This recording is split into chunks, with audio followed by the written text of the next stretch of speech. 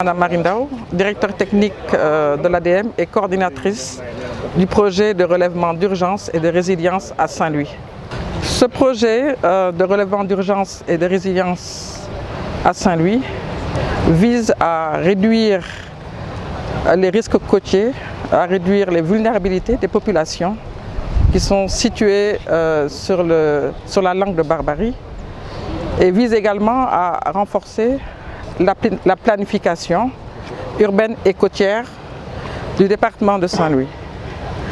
Donc ce projet est articulé sur plusieurs composantes. Une réponse aux besoins d'urgence à travers un relogement provisoire, une composante qui porte sur une réponse à des besoins plus planifiés, c'est-à-dire les relogements définitifs. Également une composante qui concerne la planification urbaine et côtière, une autre planification sur la gestion. Donc aujourd'hui, nous avons déjà déplacé sur le site de Dugop, site qui a été retenu pour accueillir les populations sinistrées. Environ 1000 personnes ont été relogées provisoirement et nous sommes aujourd'hui en train de travailler sur le relogement définitif de ces populations. Nous sommes aujourd'hui en atelier au niveau de cet hôtel Cap Saint-Louis pour partager un document qu'on appelle le plan d'action et de réinstallation qui permet de pouvoir identifier les personnes qui ont été impactées par le projet, mais les personnes aussi qui permet aussi de définir le mode de compensation. Aujourd'hui, qui doit respecter en tout cas les exigences du cadre réglementaire et législatif du Sénégal et également les procédures opérationnelles de la banque. Je rappelle que ce projet est financé par le gouvernement et la Banque mondiale. Donc nous avons démarré des travaux sur ce site. Nous sommes en train de faire les terrassements. L'entreprise est sur place. Et nous projetons, après avoir identifié les personnes qui sont impactées et le nombre de bâtiments à réaliser, nous préparons le dossier d'appel d'offres pour les logements. Donc, grosso modo, on peut dire que en début 2023, nous allons lancer l'appel d'offres en début octobre. Et nous démarrerons les travaux au premier trimestre 2022 et nous pourrons dès 2023 commencer à reloger les populations dans des logements qui disposeront de toutes les commodités et qui ont fait l'objet de discussions avec les populations à travers justement cet atelier qui nous réunit aujourd'hui. Combien de ménages seront construits sur le site et pour héberger ou bien pour le reloger, combien de ménages? Alors aujourd'hui, c'est environ 434 concessions et environ 11 000 personnes qui ont été recensées pour être relogées sur le site de Dugop, site retenu pour accueillir ces populations. Madame Diop, Marie-Solange Ndion. Je suis spécialiste en sauvegarde sociale à l'ADM. Le plan d'action de réinstallation est un document cadre, donc un document stratégique qui est élaboré dans le cadre de la sauvegarde sociale du projet. Donc c'est un document qui permet au projet de pouvoir indemniser toutes les personnes qui sont affectées sur la bande des 20 mètres sur la langue de Barbarie. Donc ce document a été préparé de façon participative et concertée avec l'ensemble des parties prenantes de Saint-Louis. Et nous avons pu recenser sur cette bande de terre l'ensemble des concessions impactées, les places d'affaires, mais aussi les équipements collectifs qui vont être relogés dans le cadre de ce projet.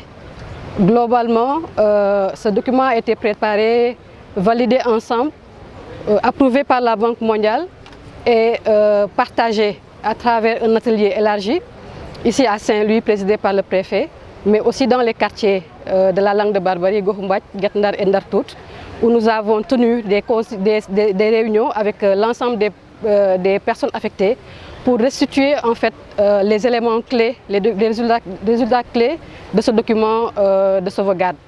Donc à la suite de ces réunions, nous avons voulu, dans le cadre de la mise en œuvre de ce document, organiser cet atelier afin de donc partager les éléments clés avec les parties prenantes qui sont impliquées dans sa mise en œuvre, mais aussi renforcer les capacités de ces parties prenantes-là sur les exigences, parce que nous rappelons que nous travaillons avec la législation nationale, donc qui régit un peu tout ce qui est expropriation, mais aussi nous travaillons avec les directives opérationnelles de la Banque mondiale, qui est le bailleur qui accompagne l'État du Sénégal dans la mise en œuvre de ce projet. Donc ce document a été préparé suivant ces directives et sera mis en œuvre suivant ces directives. Donc pour harmoniser un peu l'approche et pour permettre donc d'avoir une compréhension commune donc des défis, des enjeux et des procédures et principes de mise en œuvre, nous avons tenu donc à organiser cet atelier avec l'ensemble des parties prenantes qui sont impliquées, qui prennent part à la mise en œuvre de ce document stratégique. Donc nous savons qu'en matière de recensement et d'évaluation des impenses, c'est la commission départementale de recensement et d'évaluation, ici sous la dénomination du comité ad hoc, qui a matière, donc qui a compétence à accompagner le projet pour organiser donc tout ce qui est recensement et évaluation des impenses, mais aussi qui a compétence à organiser les sessions de conciliation où nous allons discuter avec les PAP des options de compensation qui sont prévues dans le PAR en vue de trouver une solution donc, et d'acter ces solutions-là. Et cela va nous permettre donc de finaliser les DAO qui seront lancés pour la construction des logements définitifs, mais aussi de pouvoir payer et indemniser toutes ces personnes affectées qui ont choisi d'autres options, telles que l'option mixte, compensation mixte, c'est-à-dire une partie en espèces et l'autre partie en nature, mais aussi les PAP qui ont choisi d'être compensés en espèces uniquement, donc en argent. Donc voilà, nous avons discuté de tout cela. Nous avons aussi rappelé les exigences, donc les procédures de recours, parce que certainement on aura des cas d'omission, des cas de désaccord. Donc nous avons mis en place un dispositif qui va nous permettre donc, le moment venu, de collecter, de recueillir toutes ces réclamations, de pouvoir les traiter en vue d'avoir donc une bonne mise en œuvre de ce document. Et donc c'est pour cela que nous avons organisé cet atelier de 3 jours avec donc le comité ad hoc.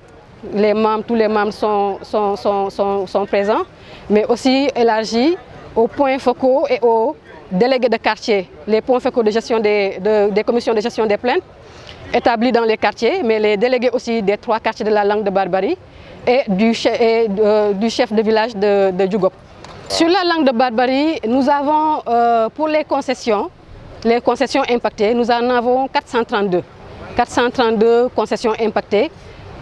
Et parmi ces 432, 385 ont choisi d'être relogés à Djougop. Donc on choisit l'option de compensation en nature. Nous avons, en plus de ces 432 concessions, nous avons 11 infrastructures communautaires, notamment des écoles, postes de santé, des mosquées et minarets. Nous avons aussi des places d'affaires au nombre de 30, parmi lesquelles 20 informelles et 10 formelles. Donc voilà globalement, et nous avons un total de 1027 ménages donc, qui sont regroupés dans ces 332 concessions.